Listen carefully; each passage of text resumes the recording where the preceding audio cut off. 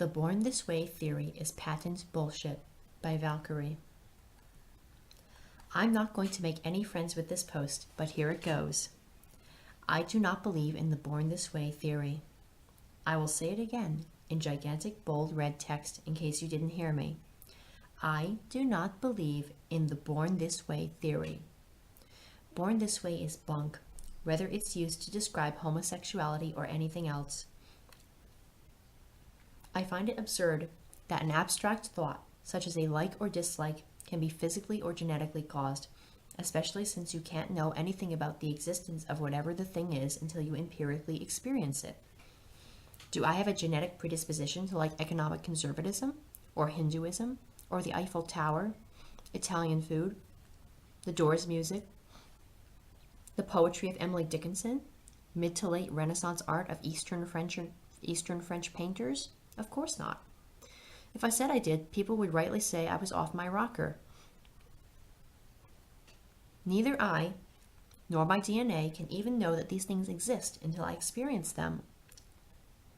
Most people know that and is considered common sense. So why is it not considered insane when the topic in question is gender or sex or sexuality? I have several thoughts and stories about this, and surprise, most of them involve patriarchy and misogyny.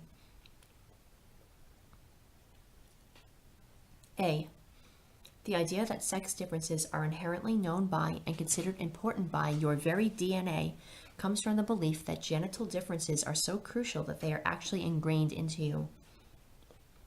1. This is illogical because no matter how important something is, you must experience it in order to know about it. Neither you nor your DNA can know of something's existence before you perceive it or experience it.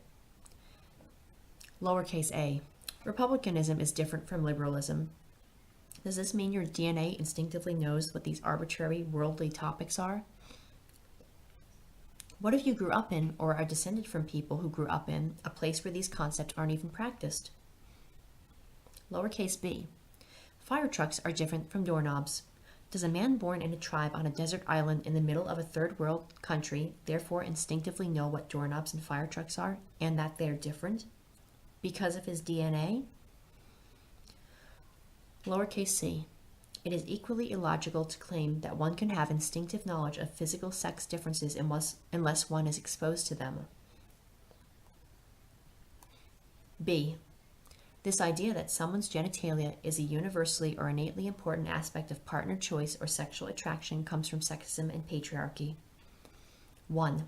Right-wingers support this view because they believe pregnancy to be the goal of sex, and also because they believe traditional sex roles are important and want them backed up by science, since people aren't as easily swayed by religious excuses anymore. 2. Left-wingers support this view because they have adopted the male model of sexuality and attraction. Lowercase a. This model, which classifies sexuality as hetero or homo, is based on a frame of mind that appeals to masculine ideals as defined by patriarchy. You love someone or are attracted to them based on their genitals. It's a very genital-oriented physical view of attraction. Do you like cock or cunt? 3. Part of the reason patriarchy uses genitalia as a criteria for sexual attraction is because men are trained to view sex, which they equate with PIV, penis and vagina, as an act of the penis dominating the vagina and consequently the man dominating the woman. Lowercase a. Therefore, the genitalia of the sexual actors is, to them, of utmost importance. Lowercase b. Also, if they can make one's sexual orientation seem natural, they can further promote the idea that the sex of one's genitalia is an important aspect of physical intimacy and use this as a cudgel to beat the PIV is natural, sex with men is fun viewpoint into women's heads. C. The classifications of sexual attraction into heterosexuality and homosexuality didn't always exist. Just as we don't have any official classification or category for blonde lovers, people who love tall people, or people attracted to those with freckles, before the 19th century or so, there was no word or concept to describe someone who was attracted specifically to those of the same sex. Sure, there were homosexuals, just as there are blonde lovers, but there was no name for them because the concept wasn't considered crucial. 2. The reason there was no categorization for homosexual or heterosexual was because any and all sex acts and desires that did not fit under the one man, one woman, penis and vagina in marriage for the purpose of reproduction model were merely lumped together as unnatural or sinful and shunned. Therefore, someone who had sex with animals, someone who raped little girls, and someone who had sex outside of marriage were all, on some level, thrown together in one bag. 3. Towards the late 19th century, male homosexuality began to be discussed. This is probably because of the proliferation of modern masculinity.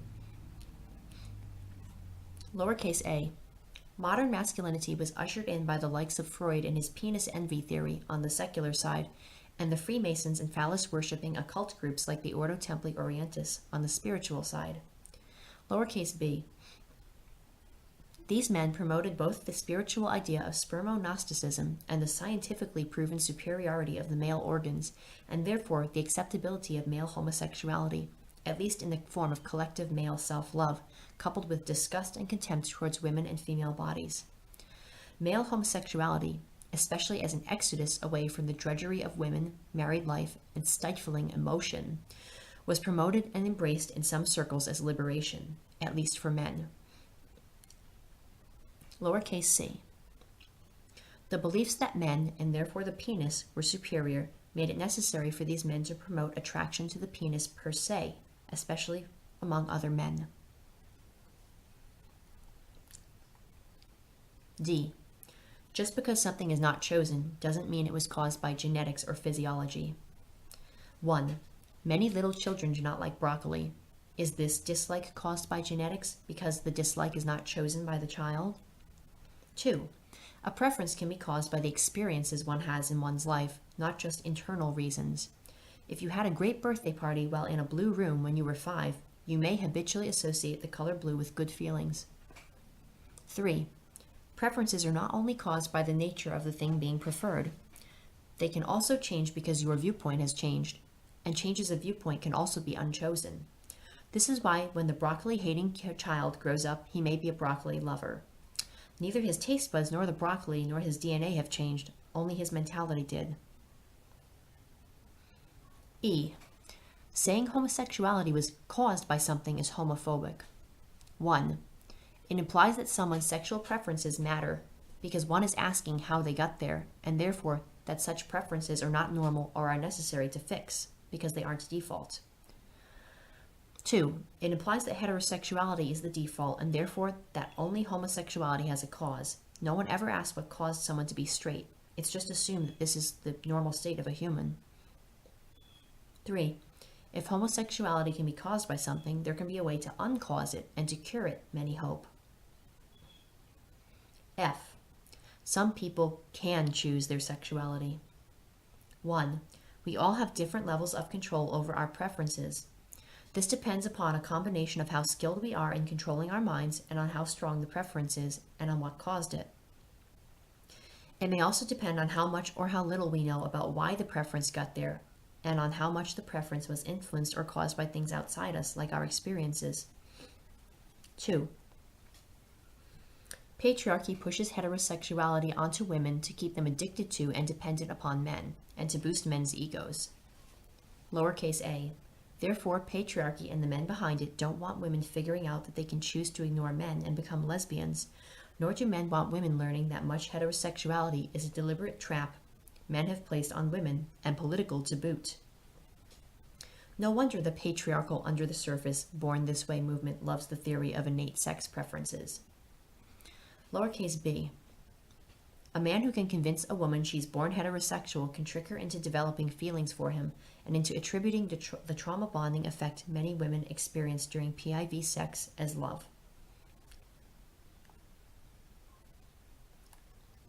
G. Talking about homosexuality as genetic or innate hides the political, cultural, social, and psychological reasons why many people become straight or gay, and why homophobia exists and who perpetrates it. 1. It lumps both male and female homosexuals into one box. ignoring the fact that the experiences of male and female homosexuals and the reasons for their homosexuality and their oppression are often very different. Lowercase a. Gay males often, but not always, choose male partners because of disgust for females or female bodies. Gay men's oppression at the hands of patriarchal society largely is confined to an enormous cockblock. That is, some gay men feel that their main problem is not being able to put their penis where they want. Lowercase b. Gay females, lesbians, often choose female partners, not always, but often, or discover lesbian feelings within themselves out of desperation, especially that of there being no good men out there, or out of the realization that women in general tend to be less nasty than men because of socialization. Lesbians face violence, including the threat of corrective rape, designed to make them love the dick. Discrimination by male homosexuals, including sexual violence, taunts, and groping, and regular anti-female discrimination in non-homophobic and non-homosexual contexts. Lowercase c. As homophobic as it is, male culture, with its non-private locker rooms, playful slaps on the ass between athletes, male genital size comparison, and generic love for one's fellow man, indicate a vastly different cause of much of male homosexuality, or at least of self-discovery among gays. Male culture promotes man-loving while discouraging female bonding, leaving lesbians with less inclination to attach to other women or even discover a lesbian orientation, and also less ways in which to carry out such attractions for women. Lowercase d. Male homosexuals are hated for different reasons and by different sets of people. Gays are despised by masculinity-performing men who fear gay men may treat them the way that men treat women, and may use their weaponized male sexuality against them instead of against women. No one wants to be on the wrong end of a penis in a patriarchy, one might say. Gay men are also hated because they remind men that sexually dominating women is not an unavoidable destiny in a male's life. E. Lowercase e. Lesbians are despised by straight men who are outraged that someone, especially a woman, might reject or deny what Marilyn Fry calls the magic of the penis.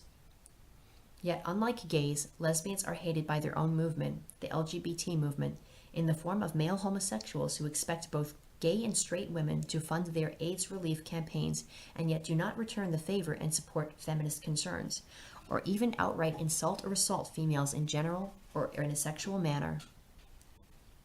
Lowercase f. The born this way theory of genetically caused homosexuality implies that this hatred of both male and female gays is merely due to homophobes' belief of the unnaturalness of such orientations, and that no difference between gay phobia and lesbophobia exist or need to be analyzed or discovered. H.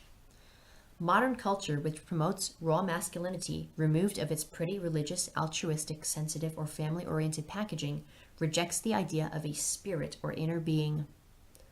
1. Modern culture, including patriarchal ideas of science, prefers to reduce human beings and human personalities, especially those of women, to robotics. We are not homo or heterosexual or some combination thereof because of our life experiences, our souls, or our viewpoints, they tell us. We like the things we like because we are simply wired to do so. 2. If we can convince human beings they attract to their partners only because of some robotic-like wiring, we cheapen respect for human beings and human feelings in general. We foster the idea of humans as interchangeable and replaceable, if only you find someone with the same likes, traits, or looks. This also fosters male sexuality's wet dream, that people will no longer associate sex with love, or at least affection, and that we will all be reduced to body parts, safe at last from the smothering influence of the emotions of that horrible eternal mother.